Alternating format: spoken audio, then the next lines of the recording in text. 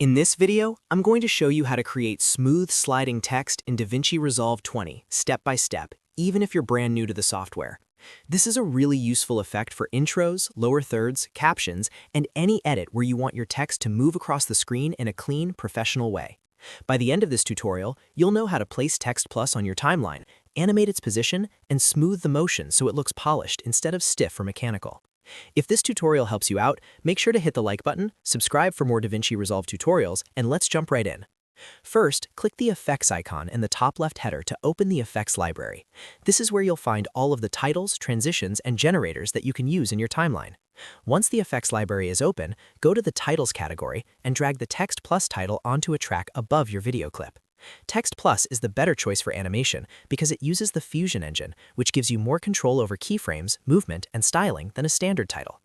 After that, select the Text Plus clip on your timeline and open the inspector in the top right corner. The inspector is where you can change the text itself, the font, the size, the tracking, and all the other design details that make the text match your video. Now click the Layout tab inside the Text Plus inspector.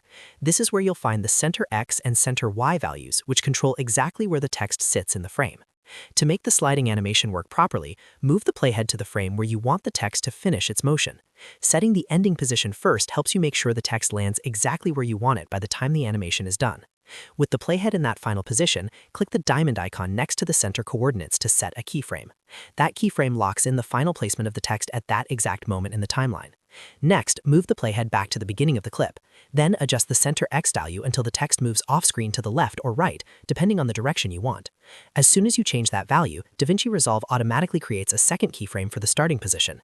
That gives you a basic sliding motion between the 2 points. At this stage, the movement will usually look very linear, which means it can feel a little too robotic. To make it look more natural, click the Spline button in the top right of the Fusion interface, or use the Curve editor if you're working from the timeline view. The Spline tool gives you a visual graph of the animation so you can control how fast or slow the text enters and exits the frame. In the Spline editor, select the keyframe points and press S on your keyboard to smooth the path. This changes the motion from a straight linear move into a Bezier curve, which creates a much nicer ease in and ease out effect. After smoothing the path, you can drag the Bezier handles horizontally to increase the ease and fine-tune the timing.